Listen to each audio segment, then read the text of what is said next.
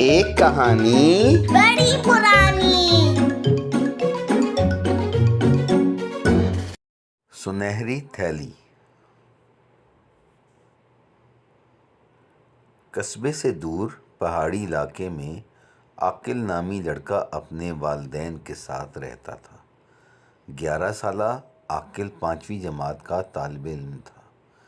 اس کے والد پہاڑوں کو توڑ کر پتھر ملک کے مختلف حصوں میں بھیجنے والے ٹھیکے دار کے ساتھ کام کرتے تھے، اور امی عورتوں کے لیے سلائی کڑھائی کرتیں، اور یوں ان کا گزر بسر ہوتا۔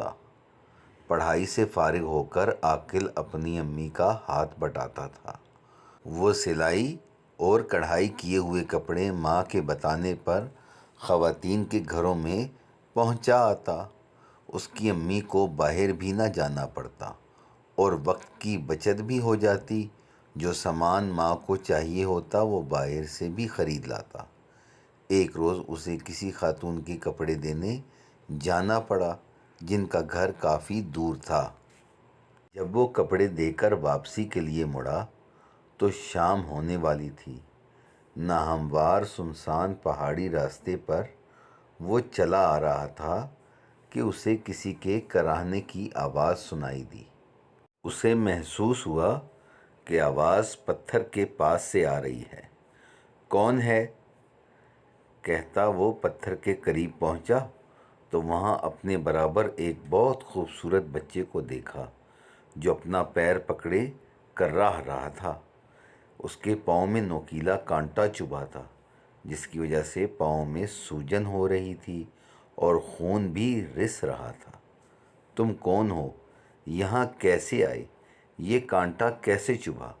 اسے دیکھتے ہی عاقل نے حیرانی سے کئی سوال پوچھ ڈالے۔ بہت تکلیف ہو رہی ہے، کانٹا نکالنے کی ہمت بھی نہیں، کیا تم میری مدد کرو گے؟ بچے نے مدد مانگی تو وہ سر ہلاتے ہوئے اس کے پاؤں کے پاس جھکا۔ ارے وہ دیکھو، کتنا خوبصورت پتھر ہے، عاقل نے ایک طرف اشارہ کرتے ہوئے کہا۔ جیسے ہی بچے نے ادھر دیکھا، عاقل نے جھٹ سے کانٹا نکال دیا۔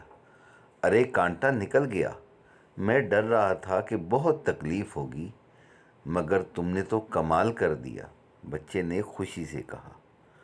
عاقل مسکرایا اور اپنی کلائی پر لپیٹا رومال پھاڑ کر اس کے پاؤں میں پٹی بھی باندھ دی۔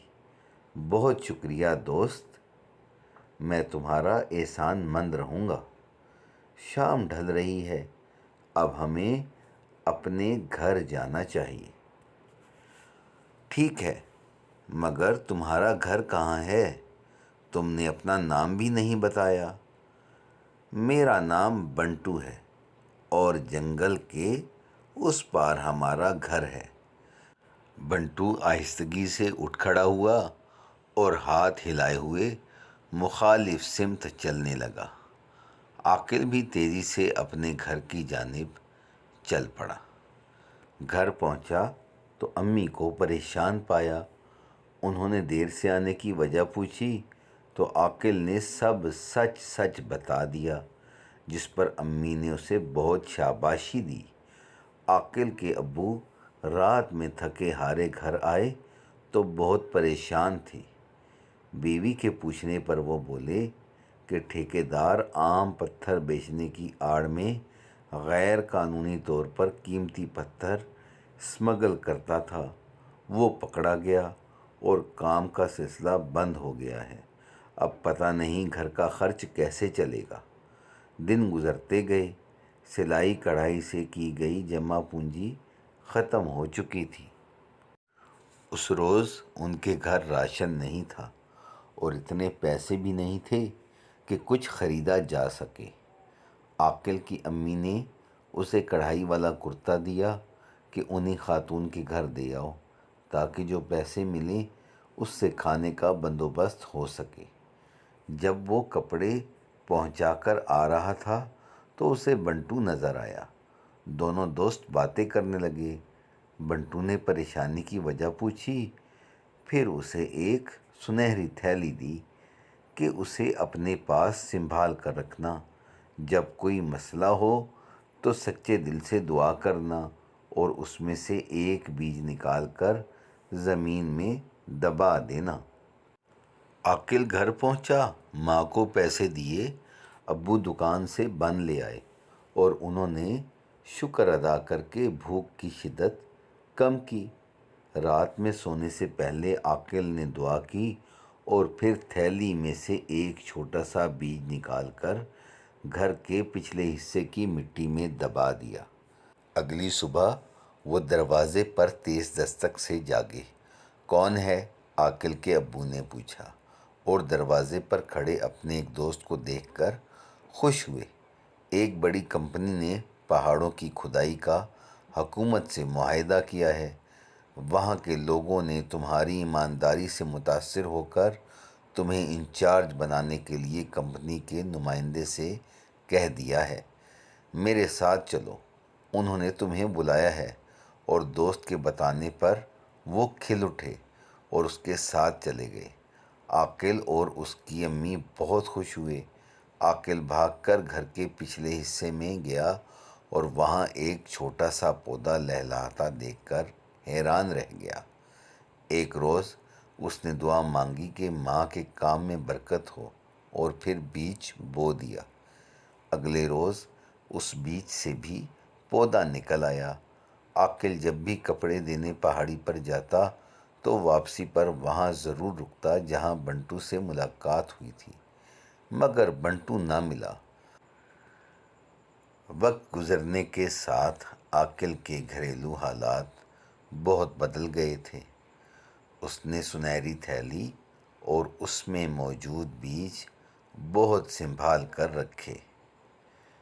وہ بنٹو کو کبھی نہیں بھولا تھا۔ ایک رات اس نے ایک انوکھی خواہش کی اور بیج بو دیا۔